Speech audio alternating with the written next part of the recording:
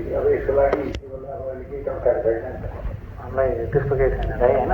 अब त्यही हो अलिकति हामीले अस्ति 7 लाख लगाएको छ, 7 लाखमा 8,70,000को सामान यताउता गरेको छ होइन। अब अरू पैसा चाहिँ हामीलाई 2-2.5 लाखको सामान चाहिँ लिइहाल्नुपर्ने छ। अनि त्यस पछाडि भनेको चाहिँ मेरो 5जना भाइहरू चाहिँ हेर्नु है, मसँग काम गर्ने भनेको सबै 30-31 वर्षको भाइहरू हो होइन। उनीहरूको चाहिँ भविष्य हेरिदिनु पऱ्यो हामीले। चाहिँ के हो त अब त्यो 5जना सबै भर्खर 19-20 उताएर सोध्नु न। उनीहरू भनेको दाइ हामीसँगै बस्ने मैसँग होइन। अहिले हिन्दू 18 वैदिक सनातन नेसन, वैदिक सनातन धर्म नेसन मात्रै राख्नु होइन, हिन्दू त्यो हिन्दू हटाइदियो होइन। अनि अर्को चाहिँ डिक्लेरेसन के गर्यो भने कन्स्टिट्युसन, यो कन्स्टिट्युसन राखेर अन्तरिम कन्स्टिट्युसन जारी गर भनेर भन्छ। अन्तरिमलाई के भन्छ? Interim constitution. अर्को चाहिँ हामीले life time support for martyrs family and life time employment for the people who are hurt during every revolution होइन। अर्को चाहिँ government staff salary should be more than 1 lakh so they don't have to involve themselves in corruption. अनि त्यस पछाडि अन्तिम चाहिँ solve every economical problem of citizen of Nepal and make sure every citizen live a life of economic dignity.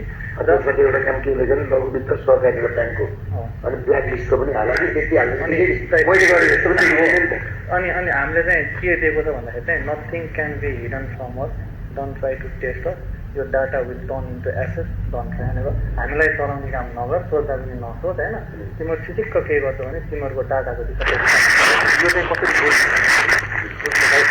Nepal सरकारको सबैभन्दा ठुलो portal भनेको national board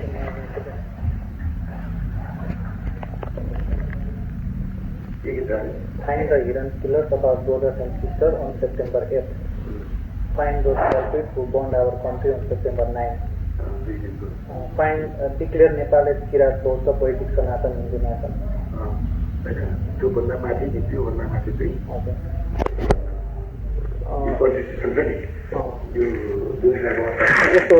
यस्तो गरौँ न त, के भन्छ अरे we want new interim constitution of Nepal 2082 भनेको हामीलाई 2082 को अन्तरिम संविधान चाहियो होइन र, त्यही त भन्दा होइन।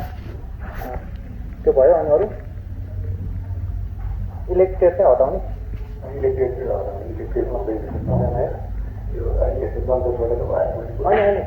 अर्को चाहिँ मैले राख्नु खोजेको चाहिँ लाइफ टाइम इम्प्रिजमेन्ट फर करप्सन। यो चाहिँ एउटा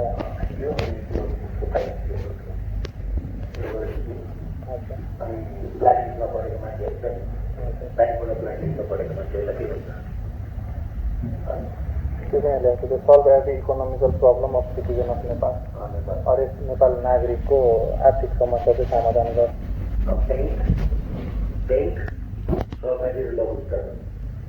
फाइनेन्सियल इन्स्टिट्युसनमा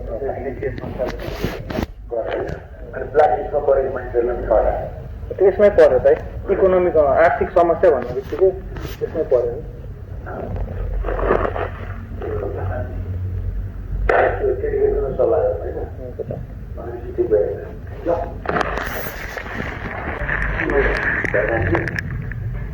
हामी हो त अब हामीसँग अहिले 100वटा वेबसाइटको डाटा छ, नेपालको सरकारी वेबसाइट 100वटा छ, ब्याङ्क 30वटा छ, अनि प्राइभेट कम्पनीहरू 30वटा छ। हाम्रो अहिले लिस्टमा चाहिँ 150वटाको चाहिँ हामी तयारी गर्ने चाहिँ यसको चाहिँ अब हामीलाई आगे सुरु गर्नुपर्छ होइन। जस्तो हामीले हिजो चाहिँ सुरुमा चाहिँ वेस्टर्न युनिभर्सिटीको हाल्नुको कारण के हो भन्दाखेरि वेस्टर्न युनिभर्सिटीको वेबसाइट बनाउने भनेको त्यहाँभित्रकै खोङ्का साइबर सेक्युरिटी जानेका केटाहरूले जति स्रोत र साधन साइबर सेक्युरिटीमा वेस्टर्न युनिभर्सिटीसँग छ त्यति स्रोतको 20% स्रोत र साधन नेपाल सरकारसँग छैन भन्ने कुरा हामीले हिजो बुझ्यो। यो त्यसदेखि 1 घन्टा 45 मिनट हामीले वेस्टर्न युनिभर्सिटी फर्स्ट अट्याकमा हान्यो। अनि हामीले यता चाहिँ कृषि मन्त्रालयको चाहिँ हामीले 18 घन्टा पछि चाहिँ आफैले सोचेको थिएँ। अब गऱ्यो भने चाहिँ किन त्यो अतिष्ठित पङ्गा लिने भनेर 18 घन्टा पछि सोचेको छ। अब हामीले एउटा प्लान गरौँ यिनी सन्देह हामीसँग हेर्नु जस्तो हामीले अहिले प्रायोरिटीमा राखेको होइन यो नेपाल.gov.np नेपालको 12 बजे एकैचोटि अपलोड हुन्छ। सुरुमा तपाईँको प्रधानमन्त्री र नेसनल हामी हो होइन, अनि त्यस पछाडि लगतै बिहान 6 बजे 7 बजेसम्म मान्छे जुरुक्क उठेर हेर्दाखेरि नेपालको डिजिटलबाटै कब्जा भइसक्यो। प्लानिङ गर्ने अनि त्यहाँ बोर्डहरू पनि हेरेर